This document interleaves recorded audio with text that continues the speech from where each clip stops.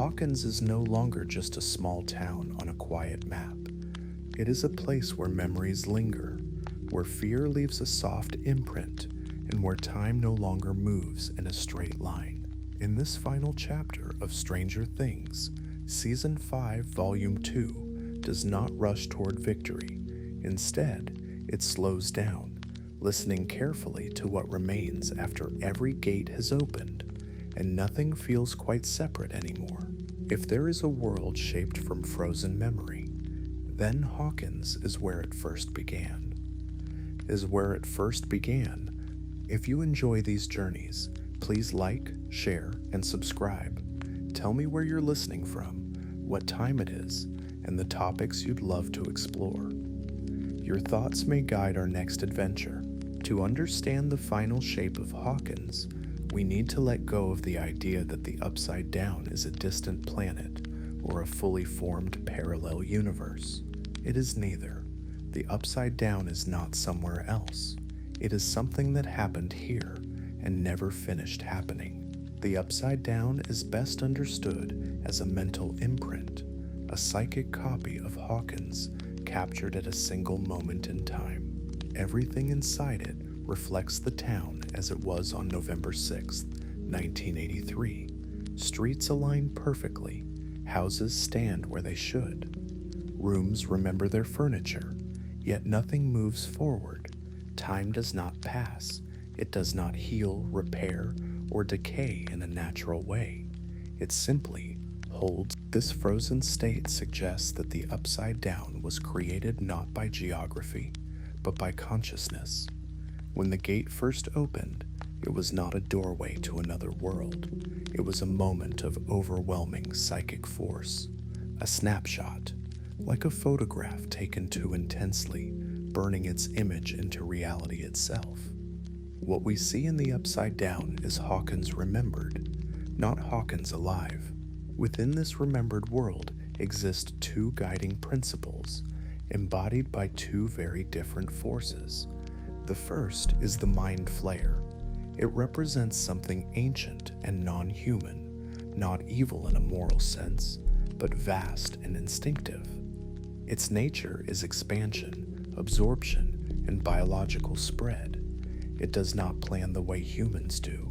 It reacts, it connects, it grows wherever there is space to grow. The Mind Flayer is chaos, but not randomness, more like a storm that follows invisible patterns.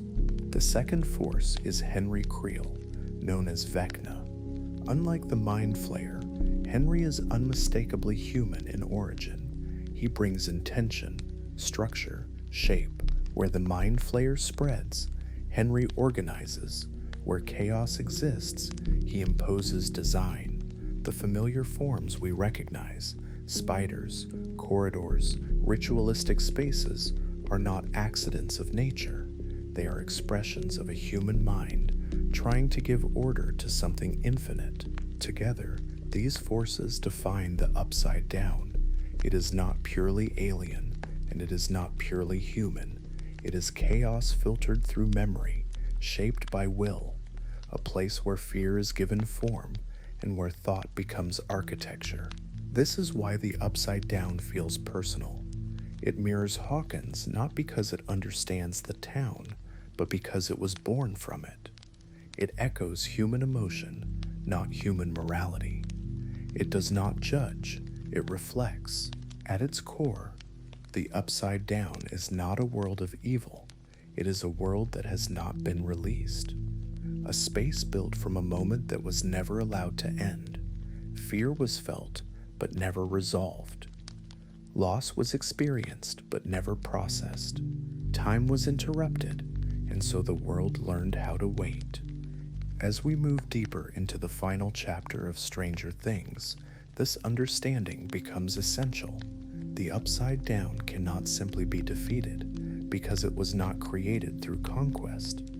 It exists because something was held too tightly for too long, and in a world made of frozen memory, the most powerful force is not destruction, but release. And the Upside Down does not create a new Hawkins. And with this illustrate, by Hawkins bake at fermented dens.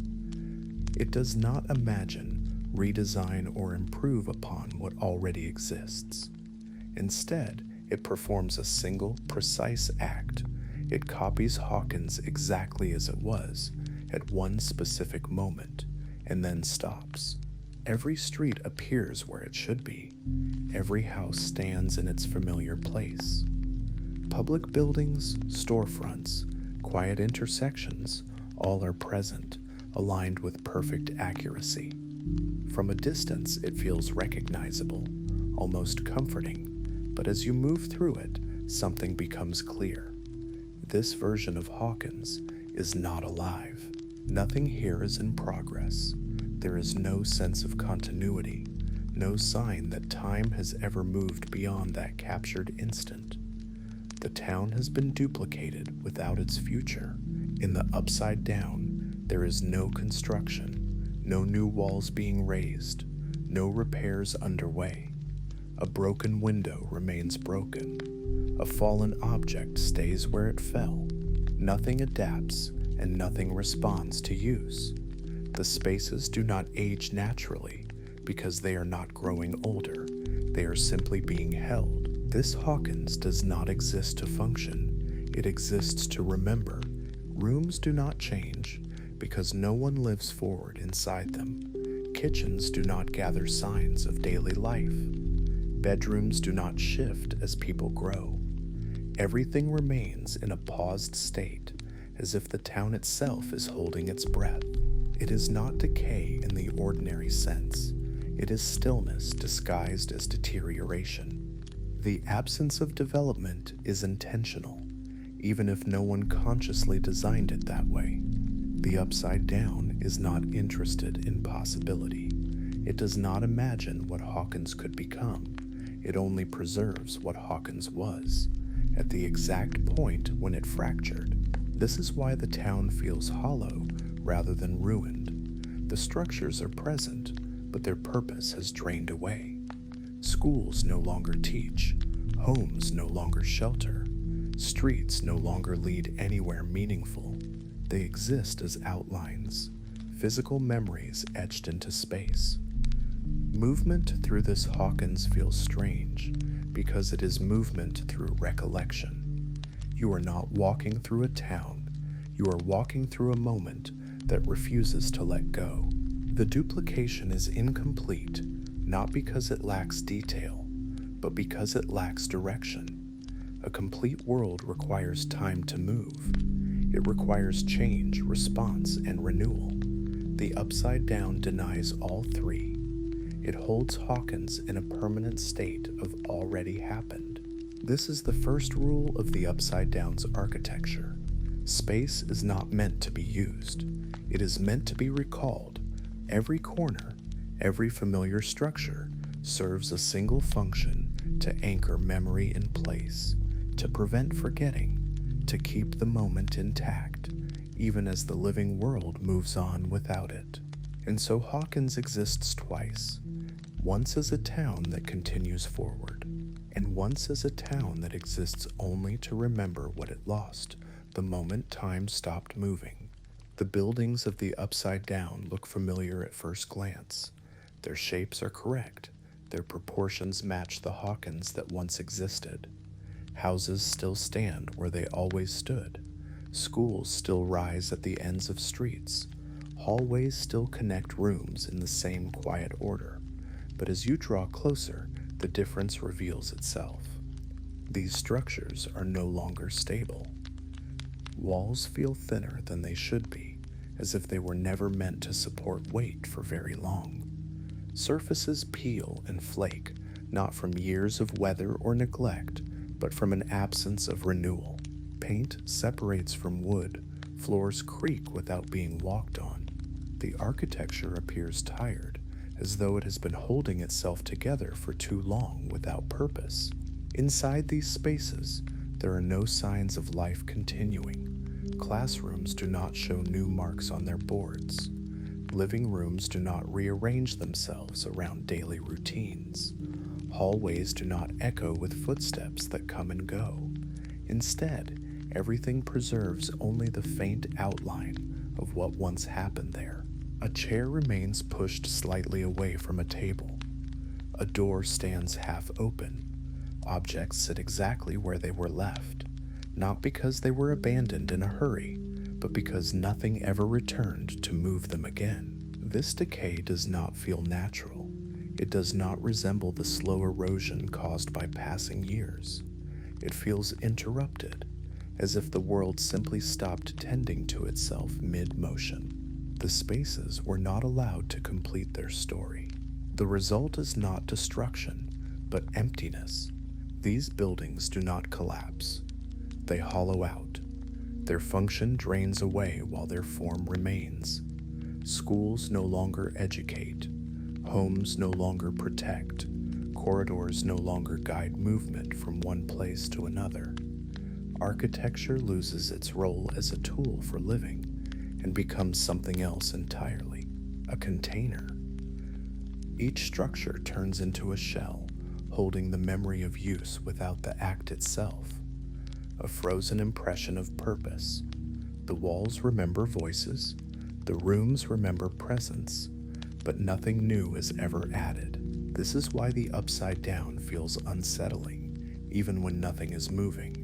The architecture is not hostile, it is unresolved. It stands as evidence of a moment that ended too abruptly to fade. In the living world, decay tells a story of time passing. In the upside down, decay tells a story of time refusing to continue. These buildings are not ruins of the past, they are memories that never learned how to become history. And so the architecture of the upside down becomes exactly what the world itself is, a collection of empty frames, preserving shapes that once held life, now suspended in a state of waiting, neither alive nor gone, but unable to move on. The clock inside the Creel house is not simply an object left behind. It is not decoration, nor a relic of an old family. Within the logic of the upside down, the clock functions as a temporal anchor, a fixed point around which everything else is held in place. Its hands do not measure the future. They do not acknowledge the present. They exist only to point back to a single moment. That moment is when Hawkins slipped out of the natural flow of time, when memory stopped behaving like memory and instead became structure, space, weight. The clock does not move time forward. It pins time down. In the living world, clocks help people orient themselves. Morning, evening, before, after. In the upside down, the Creel clock removes orientation entirely. There is no next.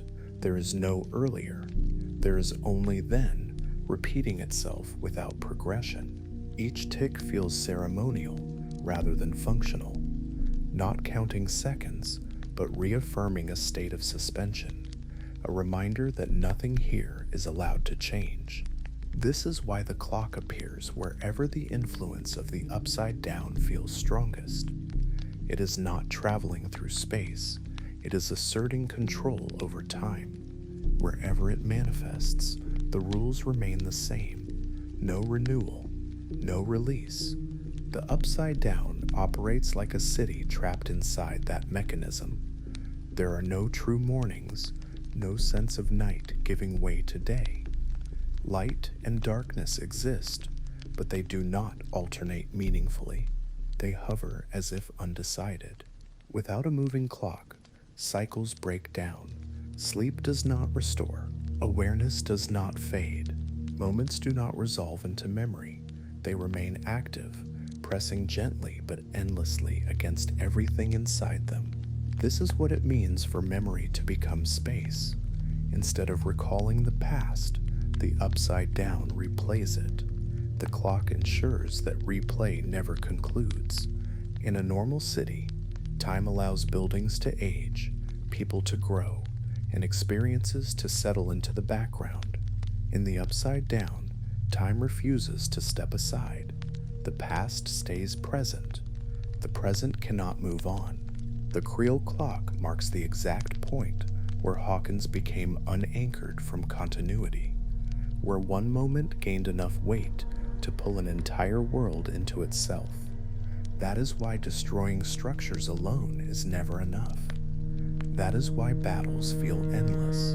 As long as time remains locked, the world cannot conclude its own story.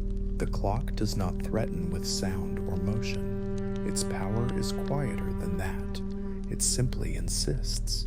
It insists that the moment continues, that the memory holds, that the city remains suspended inside a single breath that was never released. And so the Upside Down persists, not as a place that evolves, but as a moment that refuses to end.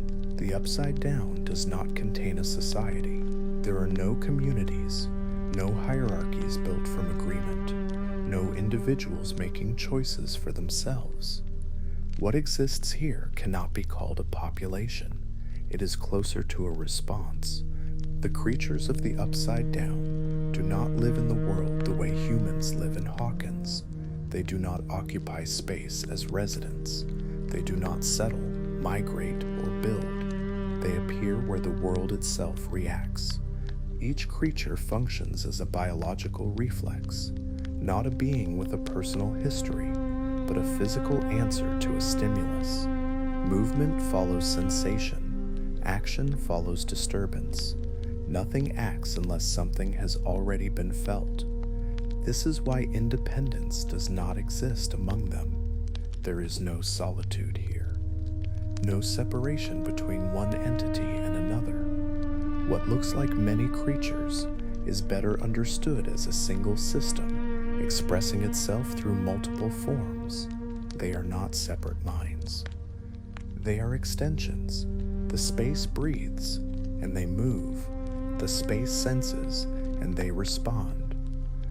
In this way, the creatures are not visitors within the Upside Down. They are expressions of it, like nerves firing in a body, or muscles tightening without conscious thought.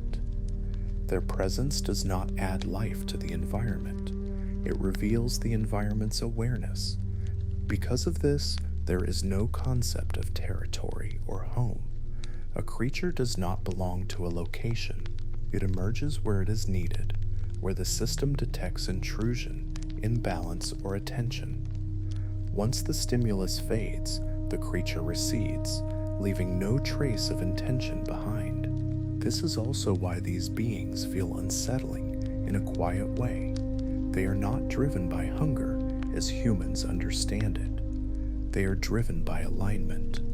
Their actions are not emotional. They are mechanical, but not artificial. Organic reactions carried out at a massive scale. The Upside Down does not create creatures to populate itself. It manifests them to maintain coherence. When something foreign enters the space, sound, movement, emotion, the world responds by shaping itself around that disruption. The creatures are the shape of that response. They do not explore. They do not wonder. They do not hesitate. They react.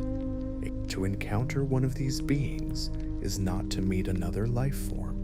It is to touch the nervous system of the world directly. A reminder that the environment is not passive. It is aware, in a way that does not resemble thought.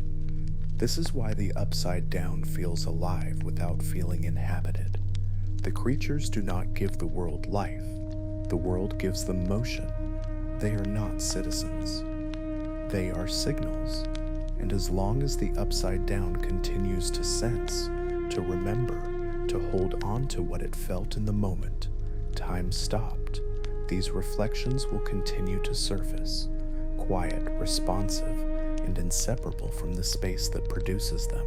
The hive mind is often misunderstood as a ruler, a commander issuing orders from above. But within the logic of the Upside Down, it does not lead. It coordinates. It does not decide what happens. It ensures that everything responds together. There is no center of command issuing thoughts or intentions. Instead, the hive mind functions like a nervous system, spread across an entire world. It does not think in words or plans. It senses, transmits, and reacts.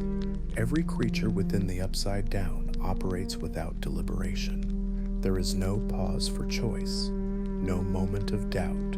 Action follows sensation immediately, as it would in a living body when a hand touches heat and pulls away before thought can form. This is why individual will does not exist here. Creatures do not ask why. They do not wonder whether. They simply respond to what the system detects. Information moves continuously through the environment itself. The vines act as nerve fibers, stretching across buildings, streets, and open spaces. Spores drift through the air like microscopic signals, carrying awareness from one point to another. Even the atmosphere participates, holding traces of vibration, movement, and presence. Nothing is wasted, nothing is isolated. When a sound echoes in one part of the Upside Down, the entire system becomes aware of it. When something moves, the response does not travel, it emerges. The world reacts as a whole, not as a collection of parts. This is what makes the Upside Down feel unified in a way the living world never quite is. In Hawkins, distance separates people. In the Upside Down, distance only delays sensation by a fraction of a moment. Everything is connected through the same underlying awareness. Seen this way, each creature is not an independent being, but a sensory cell. One detects pressure, another detects intrusion, another detects emotional disturbance. Together, they form a distributed perception that allows the world to feel itself continuously. The hive mind does not punish or protect, it maintains balance. If something unfamiliar enters the system, the response is automatic, not out of malice, but out of alignment. The system reacts the way a body reacts to a foreign presence. This explains why the Upside Down feels relentless rather than aggressive. There is no satisfaction in its pursuit, no anger, only consistency. As long as the stimulus remains, the response continues. To disrupt the hive mind is not to defeat a leader, it is to interrupt communication, to create silence in a system that depends entirely on signal, and that silence is dangerous for the world itself. Without coordination, the Upside Down cannot hold its shape. Without shared awareness, its creatures lose coherence. The world begins to fragment, not violently, but quietly, like a body losing sensation in its extremities. The hive mind is not the brain of the Upside Down, it is its nerves. And as long as those nerves remain active, the world will continue to sense, to react, and to hold on to the moment it was never allowed to release. Will Byers is no longer the boy who was lost. He is no longer defined by disappearance, fear, or rescue. Over time, his role has shifted into something quieter and far more unusual. Will has become a point of intersection where two systems briefly overlap without fully merging. He is a biological connection. Will's body has crossed boundaries that were never meant to be crossed. He was exposed directly to the Upside Down at the moment it was most unstable. He was entered, altered, and then returned. What came back was not unchanged. Something remained, not as a presence, but as a pattern. This connection is not merely emotional, it is rhythmic. It moves like a signal rather than a thought. When the Upside Down shifts, Will feels it, not as pain and not as fear, but as timing, a pressure, a subtle alignment, like two clocks briefly ticking in sync before drifting apart again. His awareness does not come from observation, it arrives before explanation. This is why Will does not need to see what is happening to know that something has changed. His body recognizes fluctuations in the system. the way nerves recognize temperature. He does not interpret the upside down, he resonates with it. Within the hive mind, Will occupies a unique position. He is not a node created by the system. He was not grown into it. He does not follow its rules. Yet the system recognizes him, not as one of its own, but as something familiar. The upside down responds to Will because it remembers him. He was part of its earliest contact with Hawkins. His presence is embedded in its formation. He is a living echo of the moment when the boundary first gave way. Still, Will remains human. He retains thought, memory, hesitation. He can choose silence. He can choose distance. These are things the hive mind cannot do, and that difference is critical. Will is not absorbed into the system because he carries something the system cannot replicate: personal continuity. He remembers before and after. The upside down does not. This creates a quiet tension. Will exists inside a network that does not understand individuality, yet cannot ignore it. He is a signal that does not fully resolve, a presence that interrupts smooth coordination. In a system built on total response, Will represents latency. That is why his role is not to fight, but to interfere, not to overpower, but to disrupt alignment. He does not break the hive mind by force. He introduces irregularity simply by existing within it as a conscious being. Will does not belong to the upside down, but the upside down knows him. And as long as a human mind can exist inside a network that was never designed for one, the system remains vulnerable, not to violence, but to awareness. In a world that reacts without thinking, the presence of a single thinking observer is enough to change everything. Time in the upside down does not move forward. It does not rewind, warms. It does not even hesitate. It stops. The moment the world crossed its threshold, time settled into a single position and remained there, not paused in the way a clock pauses, ready to resume, but fixed, as if the concept of progression had been removed entirely. Within this space, there is no sequence of moments, no before and after. The world does not experience duration. It holds an instant and refuses to let it pass. Every object reflects this condition. Buildings do not age naturally. Metal does not rust through years of exposure. Wood does not weaken from slow decay. What appears as deterioration is not the result of time passing. It is the result of time never arriving. The environment exists in a preserved state, locked to the exact configuration it held when the boundary first broke. Objects remain as they were left, not because they are abandoned, but because nothing ever returns to change them. There is no process of becoming older. There is only remaining. This is why the upside down has no new days. Light does not mark mornings. Darkness does not complete nights. The world does not reset itself through cycles of rest and renewal. There is no rhythm of growth, no seasons of change, no sense of accumulation. Without time flowing, development becomes impossible. Nothing matures. Then nothing heals. Nothing concludes. And the absence of natural aging creates a strange stillness, not calm, but suspended, as though the world is waiting for permission to continue, yet never receives it. In the living world, time allows experiences to move into memory. Pain fades, fear settles, loss becomes something that can be carried rather than endured. In the upside down, that process never begins. Experience does not transform into memory, it remains active. This is what it means for the upside down to store time, rather than live within it. Time is treated as content, not as motion. It becomes material.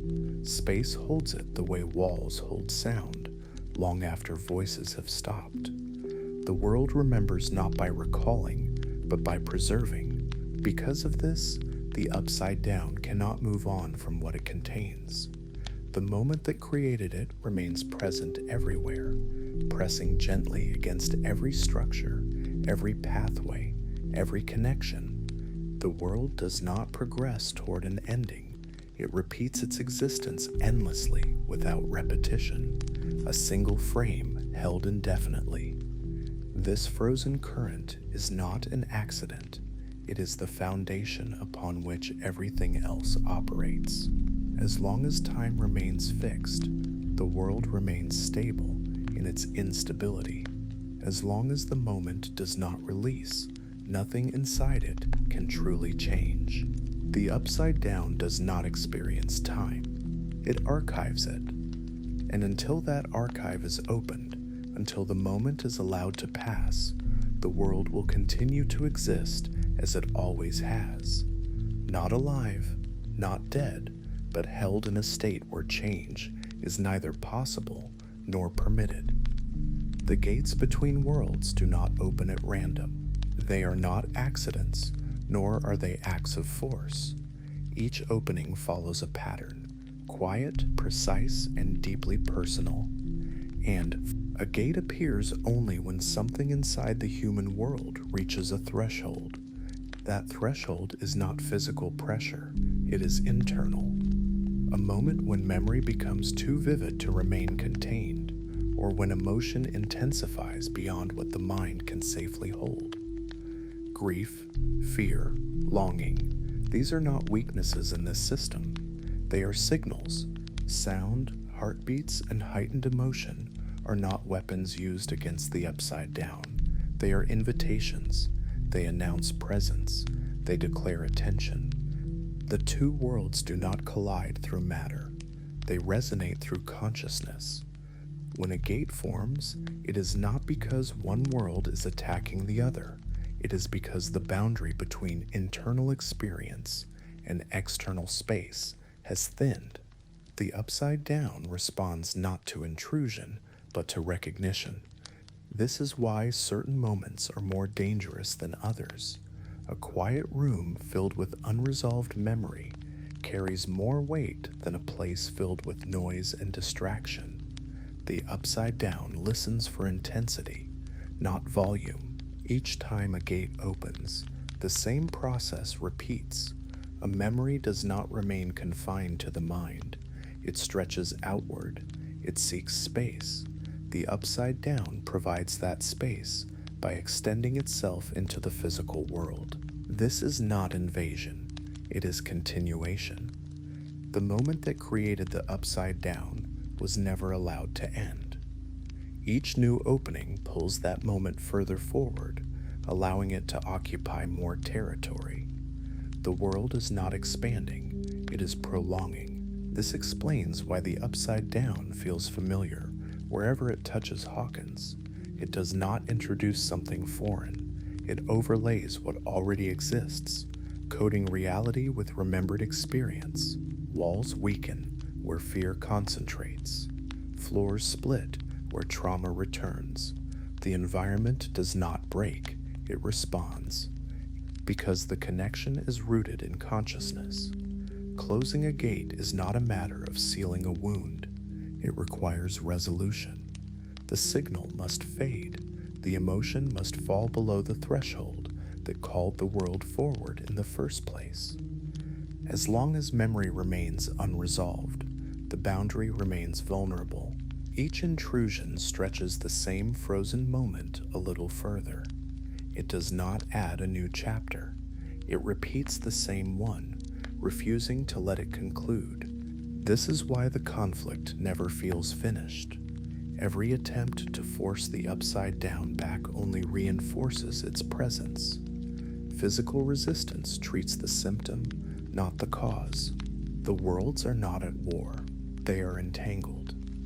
An entanglement cannot be broken through impact alone.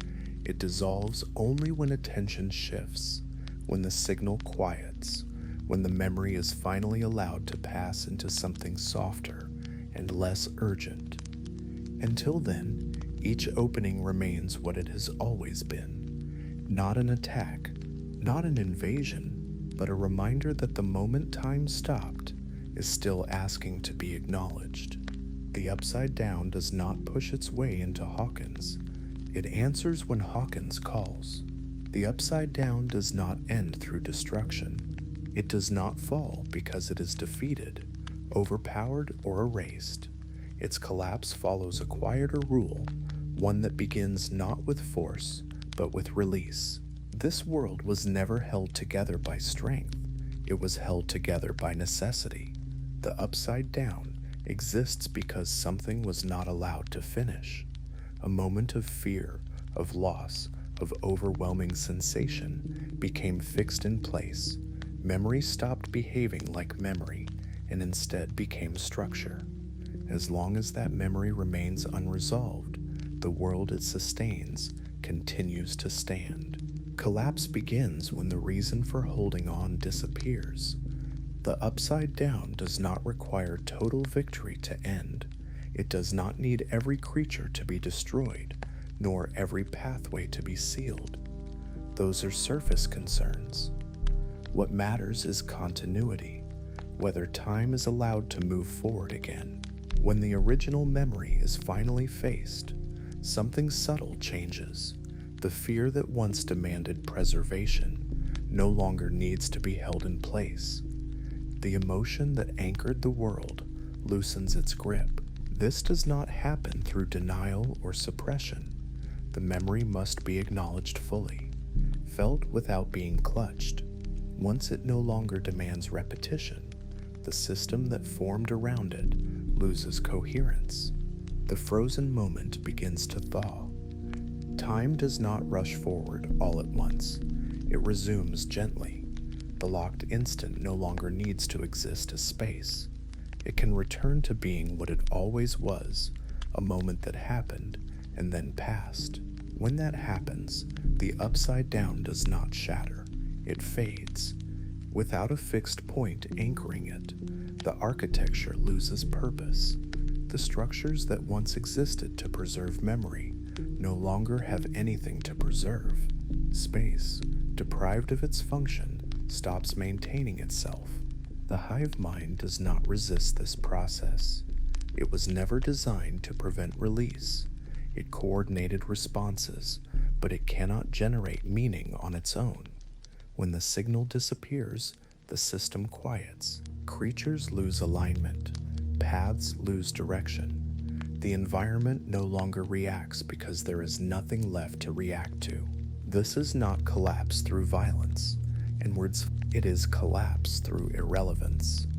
And the world dissolves because it no longer needs to exist. In this way, the end of the Upside Down mirrors its beginning. It was created not by conquest, but by attention. It ends not by destruction, but by letting go. Time resumes its flow, not dramatically, but naturally. The moment that was held too tightly finally releases its grip and joins the rest of the past. What remains is not emptiness, but continuity. The living world does not celebrate this ending. There is no clear victory, only a quiet sense of movement returning where there had been none. The Upside Down does not conclude with an explosion or a final blow. It concludes the way all unresolved things do when they are finally faced, by being allowed to pass. Not an ending shaped by ruin, but by release. Pure, let yourself slow down. There is no need to understand anything here, only to remain. Begin by imagining Hawkins before 1983. A quiet town, unremarkable in the way familiar places often are. Streets resting under ordinary skies, houses holding simple routines, time moving gently, without resistance, nothing waiting, nothing watching. Stay there for a moment. Now, without warning, feel the instant when everything shifts. Not as noise, not as impact. Be calm, staff, but as a subtle change in pressure, like air growing heavier, with without anyone opening a door. This is the moment the gate opens. Do not picture it clearly. Let it remain indistinct. A sensation rather than an image. A pause where time hesitates, unsure whether to continue forward. Something reaches out, not to invade, but to connect. And then, the years begin to stretch. Imagine the years that followed. Moments repeating without resolution. Paths walked again and again without arriving anywhere new. Voices that were spoken, but never fully answered. These are the forgotten years. Not erased, simply left suspended. Walk through them slowly. Rooms appear familiar, yet strangely quiet. Objects remain where they were last touched. Hallways feel longer than they should, as if distance itself has learned to linger. Nothing demands attention, yet everything feels present. There are memories here that were never spoken aloud, feelings that were sensed but never named, fears that settled quietly into corners, waiting without urgency. Let them be. Hawkins does not rush you, for it does not ask you to solve anything. It only invites you to notice how layers accumulate. This town is not broken. It is layered. Each moment rests gently on top of another. The past does not replace the present. It rests beside it, like reflections in glass, overlapping without fully merging. As you move through these layers, notice the absence of endings. Nothing here has concluded. Nothing here has truly begun again. And yet, there is no hostility in this stillness. Hawkins has not died. It has simply learned how to remember. Feel that realization settle in your chest, not as weight, but as softness. The town continues to exist, carrying what it has lived through, the way all places do when time has brushed against them deeply. Now, allow your attention to loosen. You do not need to hold on to any image. Let the streets fade first, then the rooms, then the quiet years. What remains is a gentle sense of presence, of having passed through somewhere that is still there, even when you stop looking. Hawkins does not disappear when you leave it behind. It rests, it waits, and as you drift back toward your own quiet moment, remember this: the town was never lost. It simply carries one more layer of memory than before. Let that thought soften, let it slow, and let yourself continue drifting, knowing the world will remain, quietly remembering, even as you rest.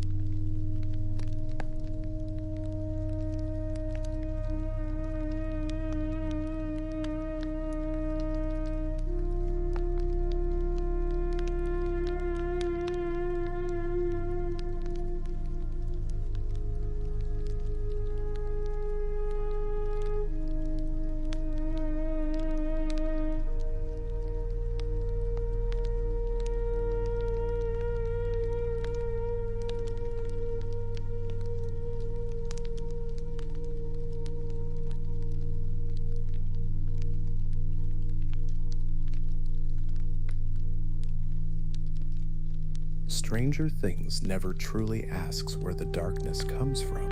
It asks something quieter and far more unsettling: what allows it to stay? Hawkins still exists. The streets remain familiar. The houses stand where they always have. Life continues, gently, imperfectly, forward. But the parallel world, the one shaped from memory and pause, may not be gone. It may not need to be destroyed.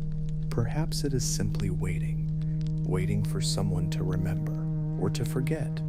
And as the night settles and your thoughts begin to drift, you can rest with this idea. Some worlds do not end. They linger only as long as we hold them.